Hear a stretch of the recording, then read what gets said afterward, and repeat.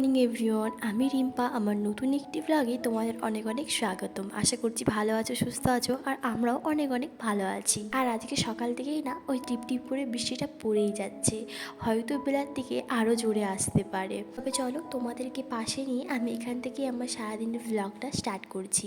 আশা করছি যে আজকের ব্লগটা তোমাদের একটু হলেও ভালো লাগবে। আর আজকে সকালবেলা ঘুম থেকে উঠেই না কাজগুলো একদমই করতে ইচ্ছা করছিল না, এত সুন্দর বৃষ্টি হচ্ছে। আর তাই ভাবলাম যে জানলায় একটু বসে বসে দেখি এই বৃষ্টিগুলোকে। আর সত্যি কথা বলতে গেলে যে ঘুম থেকে ওঠার পর না ওই তাড়াহুড়ো করে আমি কাজগুলো করতে পারি না। আগে একটু বসবো, চারিদিকটা দেখবো, তারপর গিয়ে কাজটা করতে পারি। নাহলে কি বলতো, ওই যে কাজের করার একটা বিরক্তি বোধ এসে যায়। আর সকালবেলাতে এত ঘরগুলো নোংরা হয়ে থাকে, কি জানি বাবা, দুজনে থাকি তাও কিন্তু কতটা ঘর নোংরা হয়ে থাকে। আর সেই জন্য না সবসময় আমাদেরকে ঝাঁট দিতে হয়। আর তারপর সমস্ত ঘরের কাজগুলো সেরে দিয়ে এইদিকে হাত মুখ ধুয়ে তারপর ব্রাশটা করেই এসেছি সকালের ব্রেকফাস্টটা সারতে। আর আজকে সকালবেলা করেছিলাম লুচি আর আলুর দম, ওকে দিয়ে দিয়েছিলাম। তারপর আমার জন্য কিছুটা ছিল, তাই জন্য ভাবলাম খেয়ে নিই। আর জানো তো, সত্যি কথা বলতে গেলে আমি না লুচি আরে খেতে একদমই ভালোবাসি না, কিন্তু যখন ওই খেতে ভালো লাগে তখন কিন্তু খাই। আর জানো তো, সকালবেলা ব্রেকফাস্টটা করার পর ও না ওই ডোম্যাজোর দিয়ে দেখছিল যে কী কী পিৎজা আরে আছে আর কি ফ্লেভারের আছে, তো সেটাই ও দেখছিল। তখন আমি ভাবলাম যে তাহলে যখন তুমি দেখছো একটা অর্ডার দিয়েই দেখো না খেতে কেমন লাগে। এত তো টিভিতে অ্যাড দেয়, এত মুভিতে অ্যাড দেয়, তো সেই জন্যই না ওই অর্ডার দিয়েছিল আর কি। তো সঙ্গে সঙ্গে নয়, কিছুক্ষণ পরেই কিন্তু এলো। তো একটুখানি দূরে এসেছিলো, আসলে বাড়িতে না আসেনি। মানে হোম ডেলিভারি লেখা আছে, কিন্তু না হোম ডেলিভারি করছে না ওরা, এতটাই কি আর বলবো। আর কি বলো তো, এখানে আসার পর একটা দোকানে আমরা পিৎজা খেয়েছিলাম, কিন্তু সেটা না একদমই ভালো লাগছিল না। আর এখানে যখন আমি অর্ডার করলাম সেটাও না ঠিকঠাক ভালো লাগলো না।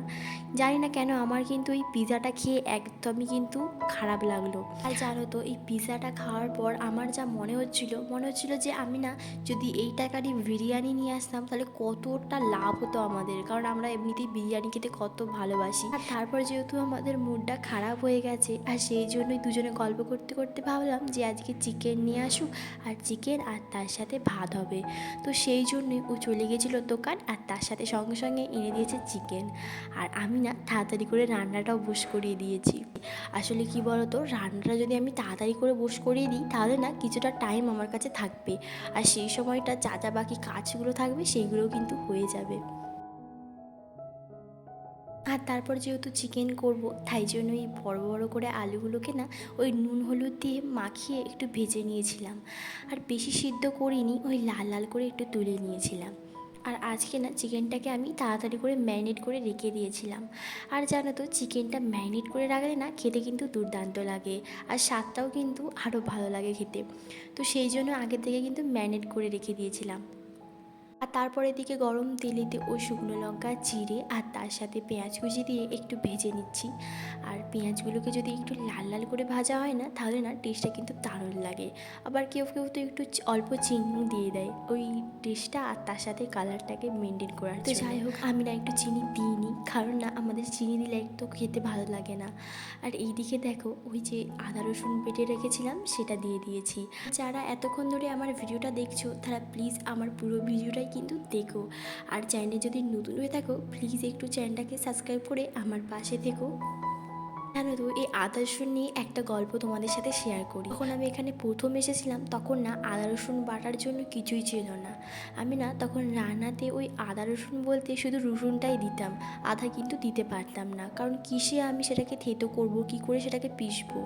আর কি বলো তো, আমাদের না অতটাও মানে তখন ঠিকঠাক ছিল না যে আমরা এখানে থাকবো কি না। তো সেই জন্য না ওই মিক্সার গ্রাইন্ডার আরে কিনে উঠতে পারিনি। আমাদের কিন্তু মাথাতেই ছিল না যে আমরা এখানে থাকবো বা আমরা সেটাকে কিনবো। আমাদের না ওরকম একটা ধারণা নেই যে আমরা এখানে থাকবো কি না থাকবো আমরা কিনে নেব, এটা কিন্তু নয়।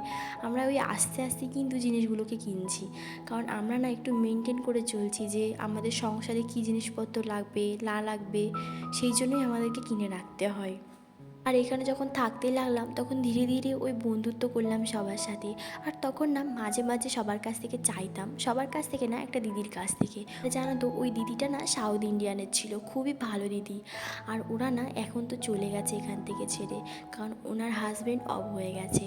আর সেই জন্যই আর এখন না আমি এখানে একাই আছি, আর আমি ঘরেতে সারাদিন একাই থাকি, কেউ আমার সাথে গল্প করার সেরকম কেউ নেই। আর আমার না যেতেও ইচ্ছা করে না। তো ওনার কাছ থেকেই না মাঝে মাঝে আমি একটু মিক্সার গ্রাইন্ডারে মিক্সিং করে নিতাম। কিন্তু কী বলো তো, সবসময় তো আর ভালো লাগতো না যে কারো কাছে গিয়ে একটু নিই, তাই জন্য মাঝে মাঝে যেতামও না। কিন্তু উনি কিন্তু আমাকে ডাকতো যে তোমার যদি দরকার হয় তুমি নিয়ে নেবে। কিন্তু আমার না একটা কেমন হতো। আসলে কি বলো তো, এমনি সময় তো আদা রসুনটা লাগে না, যখন ওই চিকেন আরে করা হয় তখনও কিন্তু আদা রসুনটা লাগে। আর সেই জন্যই না তখন একটু প্রবলেমে পড়তে হয় আর কি। তো মাঝে মাঝে ওই আমার যে বেলনা আছে না, ওই ব্যালন পিঁড়ি, তো সেটা দেখেই না করে ফেলি। তো এখন যাই হোক, আমার ঘরেতে ধীরে ধীরে এই জিনিসপত্রগুলো হচ্ছে।